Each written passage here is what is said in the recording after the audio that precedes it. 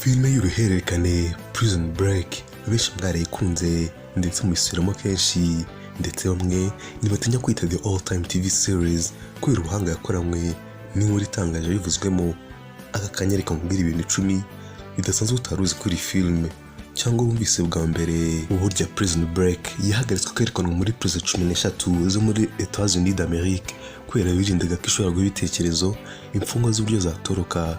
Birumvikana ko yari ingwe na Scofield iriho makabya nkuru, ariko byari kongerera bamwe ibitekerezo byo kumva ko bashobora kuba batoroka bikabaviramo ibyago bikomeye. Abarebye film bazi tatuwaje igishushanyo inyubako cya Fox River ari perezida bari bafungiyemo yari ku mubiri wa Scofield muri filime. Biberekana ishyirwa mu byumweru bike, gusa mu buzima busanzwe iriya tatuwaje yatwara imyaka 4 kuyigushushanyaho ndetse n'amafaranga ari $20,000 by'amadolari nguko tatuwaje ya Scofield itangaje zitanasanzwe. Ese uruzi ko abakinnyi bawe b'ingenzi Wentworth Miller na Dominic Purcell bakinnye Scofield na Lincoln bagiye muri cast bwa nyuma. Scofield yagiye muri cast ya film ya Prison Break iburi cyumweru kimwe ngo Prison Break itangire gukorwa, naho Dominic Purcell we wari umukinnyi wa nyuma wagiye muri filme. Bisa nk'ibitangaje ku buryo abakinnyi bamuye muri yo aribo bayigiyemo bwa nyuma. Uriya Casey Kitch wari director wa Fox River yigeze gufungwa mu 1944 azira gukoresha cocaine ku kibuga cy'indege cya London. Biratangaje kuko burya Prison Break yari kwerekanwa kuko Fox Television yaje kwerekana Prison Break yanze projet bwa mbere mu 2003 igihe Paul Scoring yiproposaga ikangwa kukumva gitazerekanwa igihe kirekire.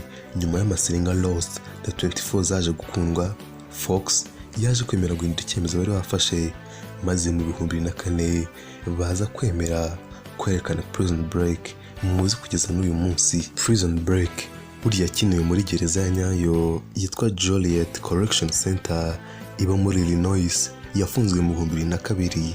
ndetse burya Dominic Purcell uduce tumwe na tumwe muri filime twakorewe muri selu y'umwicanyi ruharwa uzwi ku mazina ya John Wayne Gacy wari serial killer. Muri film Sarah Wayne Callis wishwe aciwe umutwe muri season ya 3 akaza kuzuka bakoresha screenplay trick, gusa script ya mbere avugaga ko yagomba gupfa muri season ya mbere kubera doze y'imiti agomba kuba yahawe, gusa kubera ukuntu rw'abafana bari bamufitiye baje gutuma bahindura script bamwongeramo kugeza muri saison ya 3 agikina. Mu 2006 abavandimwe bavukana bareze mu rukiko Fox Television ku gukoresha inkuru ubuzima bwabo muri film ya Prison Break nta burenganzira batanze, kubera ko Donald Hughes yafashije umuvandimwe Robert gucika gereza mu 1964 ndetse bari barakata imyaka 5 baza gucika bamara imyaka 4 bahigwa kubera gucika gereza. Baje kohereza script y'ubuzima bwabo baciyemo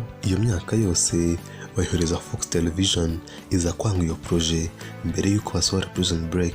Gusa bakibona iyo film ya Prison Break baje kuyirega bayishinja kwifashisha inkuru y'ubuzima bwabo ndetse n'igihe n'icyo babona.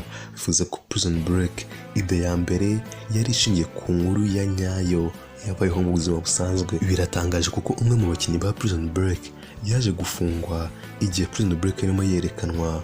Uyu nta wundi ni Wild Twiner wishwe muri season ya 2 wakinnye role ari we Len Garrison. Nyuma yayo gato mu 2007 yaje gukatirwa amezi 40 ingana n'imyaka 3 n'amezi 4 azira kugonga umunyamaguru igihe arimo atwara imodoka yasinze, gusa yaje kurekurwa mu 2009. Soza reka nkubwire ko accident yabaye kuri Dominic Purcell igihe saza gatanu yakorwaga. Icyo gihe icyuma kiremereye cyamuguye ku mutwe, umutwe urangirika bikomeye, ahita ajyanwa mu bitaro i Casablanca muri Maroc aza gushyirwaho indodo zirenga 150. aza gutiba igihe kimwe igihe abazaga stunt guy we icyabaye, akamubwira ngo igihanga cye cyari cyatandukanye abona skull n'izuru riri ku ruhande rw'isura. Iyi mpanuka Dominic yarayicitse. Ngibyo rero ibintu 10 byabaye mu bikorwa rya Prison Break. Iyi ni Daily Talk Show Rwanda, njye wayiguteguriye nkanayikugezaho ndi Shema Jean-Luc. Hasta la vista.